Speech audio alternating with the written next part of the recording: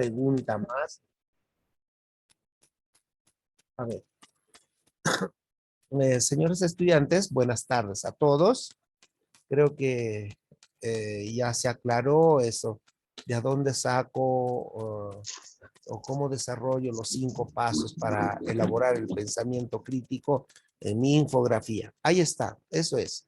¿Ya? Entonces, si alguien tiene alguna pregunta más con respecto al tema o a la semana 3, porque mañana cierra la semana 3.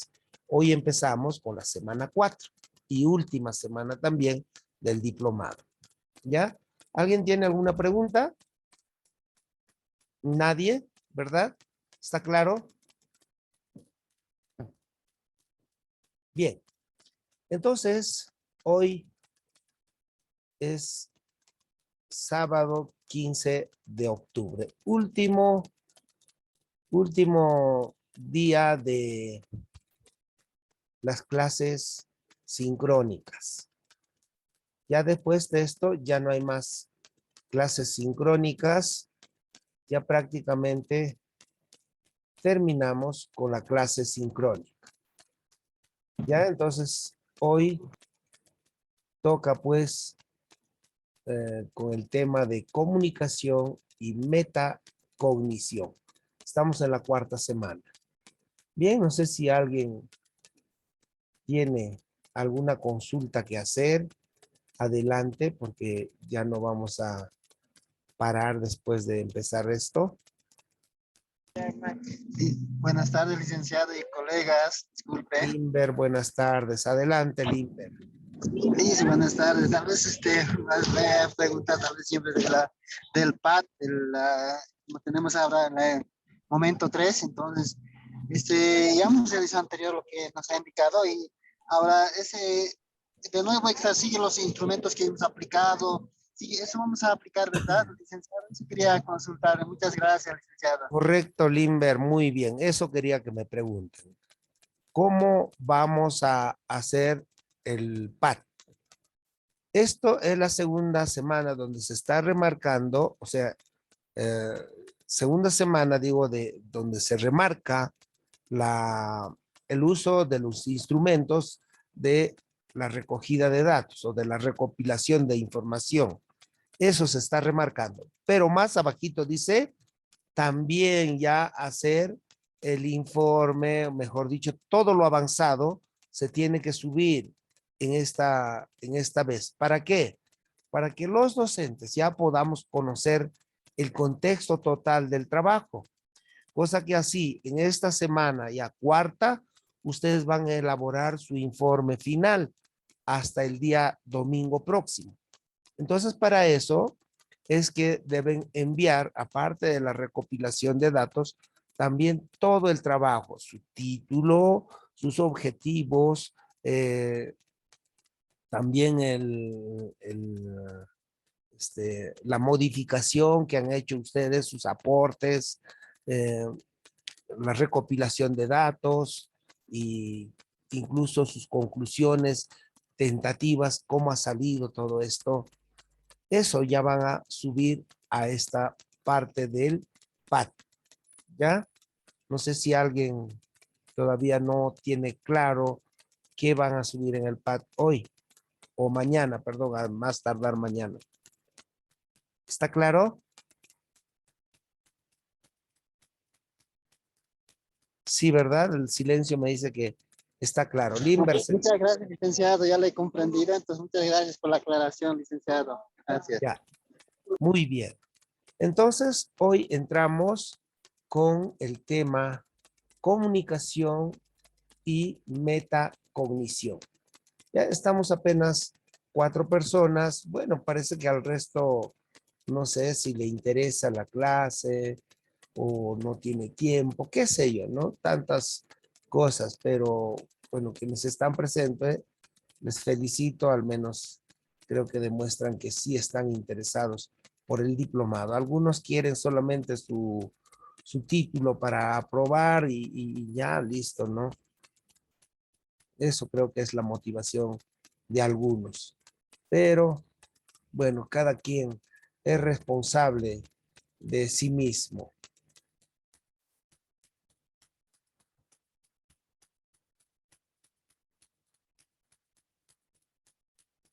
A ver, vamos a compartir entonces esta diapositiva que ha sido preparado. Vuelvo a aclararles una vez más que las diapositivas que se presenta acá no son más que los términos, los textos, los conceptos que están en el texto de la semana 4. Entonces, lo que siempre les pido es que ustedes vayan al texto, lean también, profundicen ahí. Esto de aquí en las diapositivas es una cosa bastante comprimida para hacerlo en menos de 90 minutos. Creo que es insuficiente el tiempo. Por eso que aquí vamos a dar algún punteo. Si hay alguna cuestión que no se entiende, me lo preguntan, me interrumpen. No quiero ser la persona que hace solamente su monólogo, ¿ya? Entonces, el tema de hoy es comunicación y metacognición. El tema o la temática que vamos a tocar es, ahí tenemos comunicación, definición de comunicación, los elementos de la comunicación, los elementos como son el emisor, mensaje, receptor, código, canal, contexto, tipos de comunicación aplicables a educación. Tenemos comunicación verbal, comunicación no verbal, elementos paralingüísticos del lenguaje, escucha activa, ruidos en la comunicación, bloqueos comunicativos, facilitadores de la comunicación, importancia de la comunicación en el clima escolar y metacognición, definición de la metacognición, funciones de la metacognición y tipos de metacognición. Son la temática que vamos a explicar, que vamos a desarrollar en esta sesión sincrónica. Entonces, antes de empezar con el texto, hay una lectura motivadora. Léanlo completo.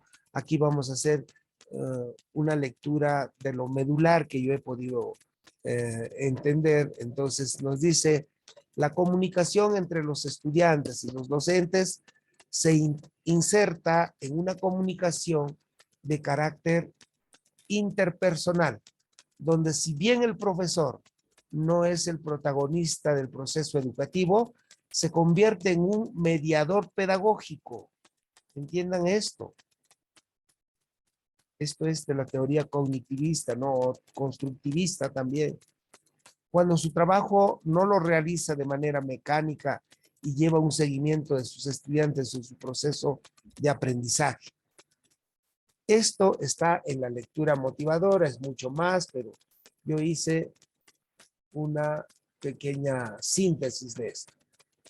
Entonces, ¿qué es la comunicación? La comunicación se define que es el proceso por el cual se produce un intercambio de información entre un emisor y un receptor que utiliza un código común.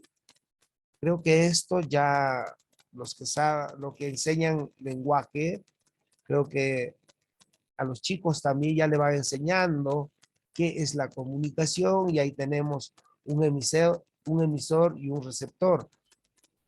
El emisor que envía el mensaje a través de un código y a través de un canal.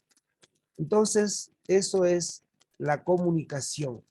¿Cuáles son sus elementos de la comunicación?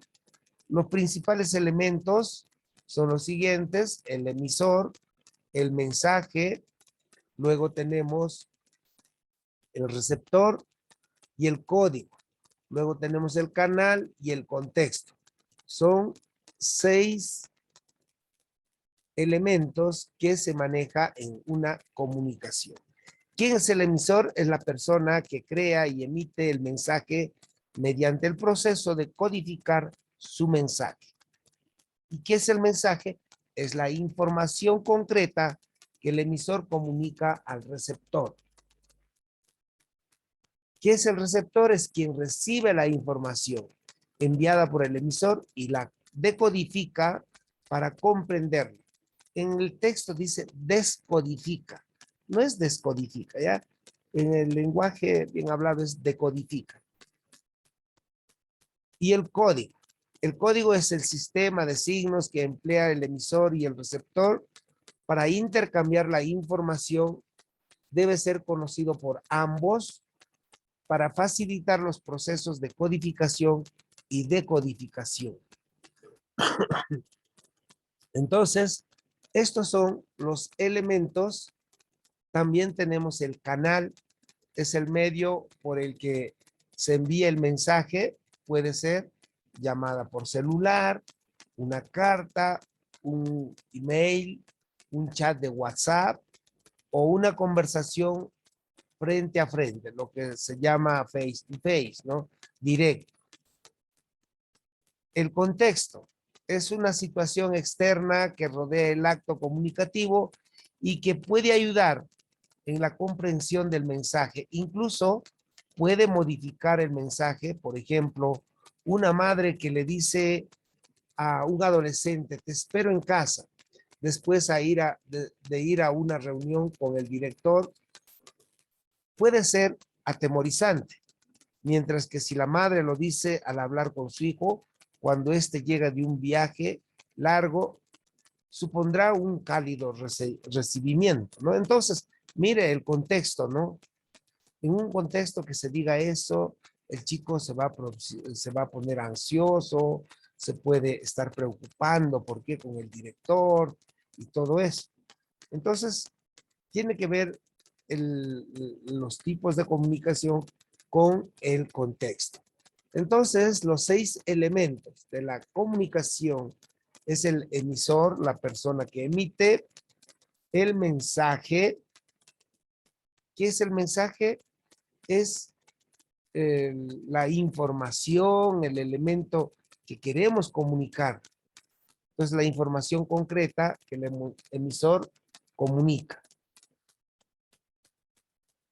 Luego tenemos el receptor, es el quien lo va a decodificar, lo va a recepcionar para luego interpretarlo, para comprenderlo, no solamente escucharlo, porque ¿qué pasa si ahorita ustedes me están escuchando y están escuchando cada una de las palabras que yo estoy emitiendo? Y al escucharlo lo están decodificando, y al decodificarlo a través de su canal auditivo, a través del nervio auditivo, llega ¿a dónde? Al lóbulo temporal, que lo decodifica y luego lo envía a otras áreas cerebrales, como es el lóbulo parietal, para que lo guarde también en la memoria, y a la vez esto lo manda a la frontal para que se ejecute alguna acción. De repente algunos para que aprueben con la cabeza o para que nieguen, y también del lóbulo frontal va a pasar a almacenarse para tenerlo ahí como un mensaje que en un momento lo tengo que recordar, porque yo estoy ¿en qué? En formación, estoy aprendiendo el diplomado. Entonces mi cerebro ha hecho todo ese trabajo. Entonces el receptor no es frío, no es simplemente para la oreja y se acabó, solamente el canal auditivo está trabajando, sino hay otros centros cerebrales que también se interconectan. No sé si hasta ahí alguien tiene alguna pregunta. Adelante, les escucho. ¿Nadie? ¿Y qué es el código entonces? El código entonces es un sistema de signos que emplea el emisor y el receptor para intercambiar la información. Y ahorita, ¿cuál es el código de nuestra comunicación? Es la voz que yo estoy emitiendo. Pero ¿qué pasa si yo fuera sordo y empleo el lenguaje solamente de señas, de movimientos. Entonces, el que está al otro lado, ustedes tendrían que descifrar mi lenguaje de señas, decodificarlo. Entonces, yo envío un código de movimientos, entonces ustedes tienen que decodificar qué estoy transmitiendo.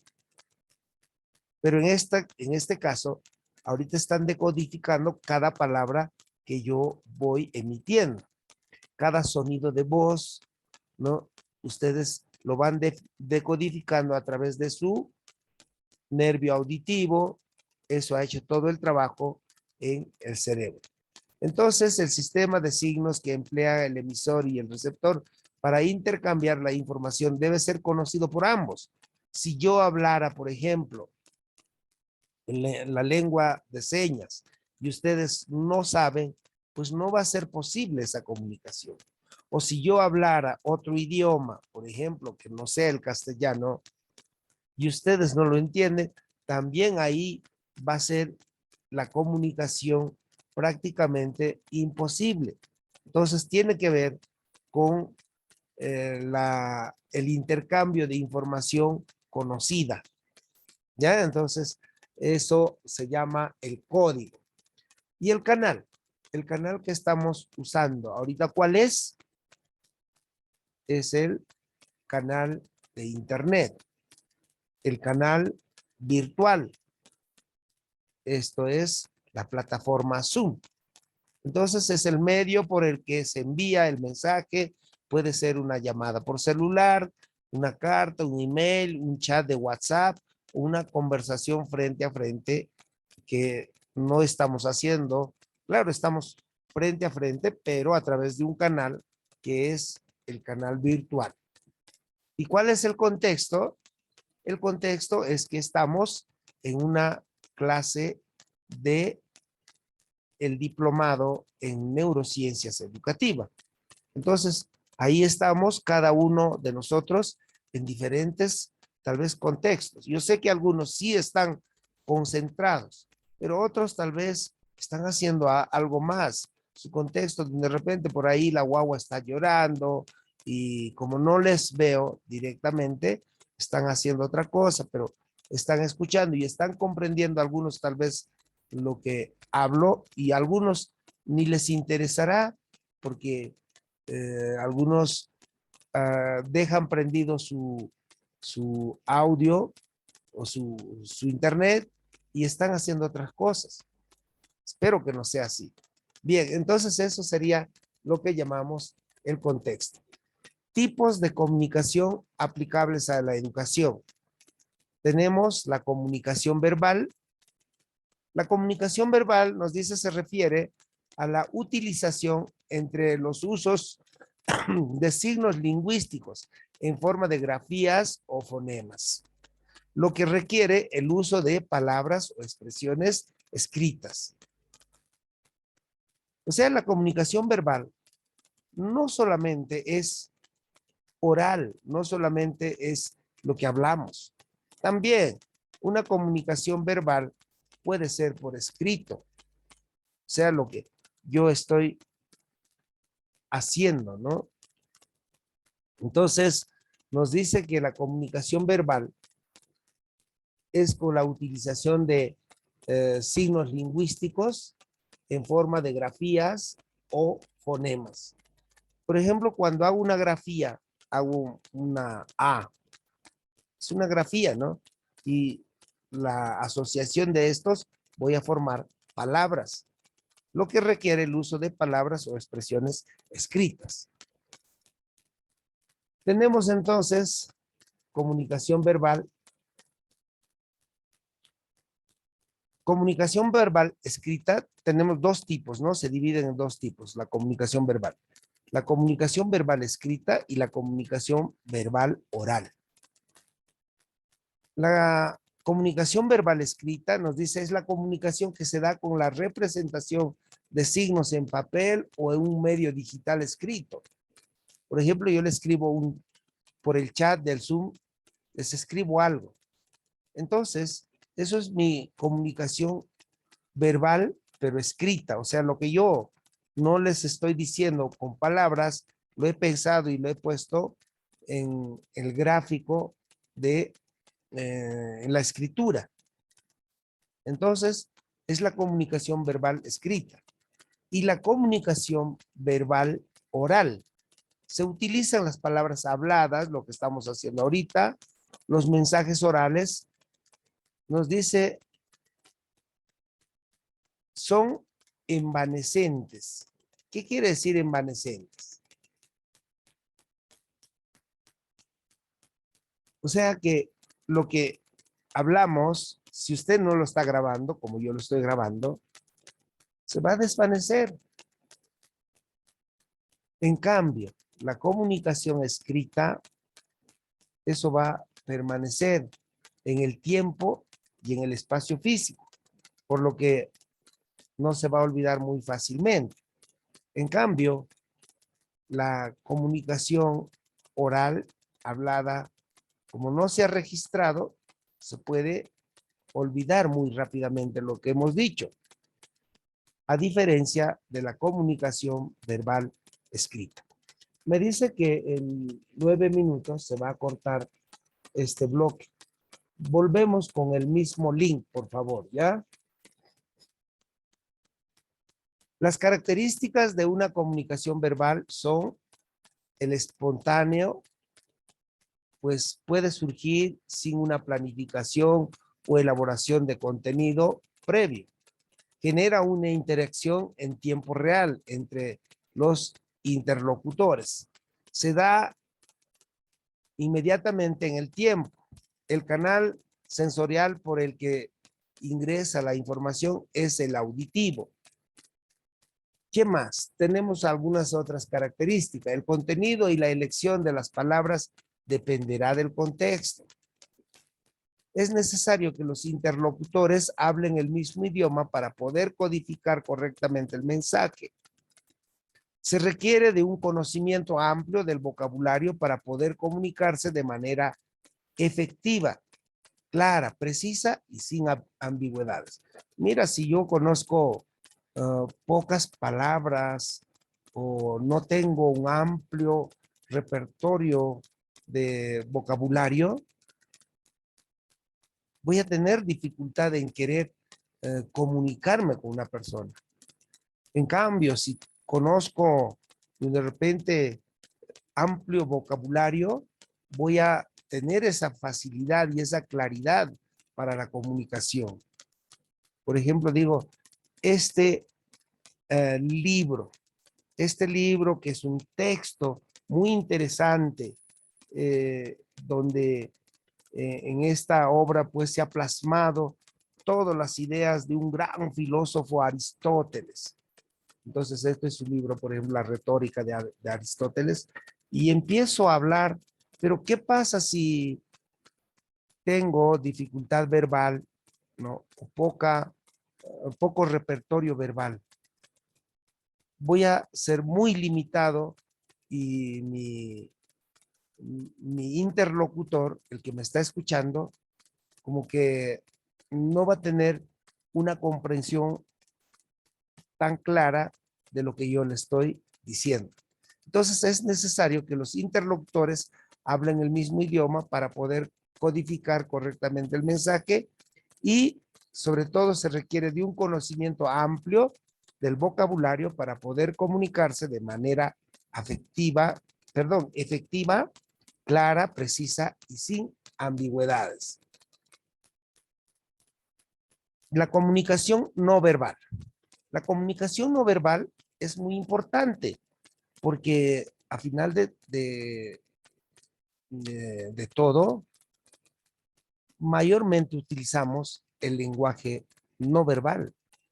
Por eso nos dice que la comunicación no verbal es muy importante en el intercambio de información entre los seres humanos, tal como lo dice Albert Mehrabian en 1972 en su teoría del 55387. Dice, las palabras dichas solamente representan un 7% de la comunicación. El 55% tiene que ver con la comunicación no verbal, 55%. Y un 38% con los elementos paralingüísticos. ¿Y qué son los elementos paralingüísticos? Son ya elementos que no están dentro de la lengua misma que nosotros reconocemos. Entonces, su objetivo es transmitir un mensaje a través de gestos, posturas corporales, expresiones faciales. Por lo tanto, las palabras habladas o escritas no tienen mucha cabida. Entonces, qué interesante es hablar frente a frente con una persona. Qué interesante como docentes es verle a los ojos a nuestros estudiantes. Te pueden decir muchas cosas, pero resulta que él tiene otras cosas más que comunicar. Entonces nos dice que solamente el 7% de la comunicación representa las palabras. Eso es fácil, papi. Te digo cómo hacer. ¿Qué? Adelante, Pamela. Perdón, Licen. Ya. Ya ven, mira, ahí hemos podido escuchar un mensaje.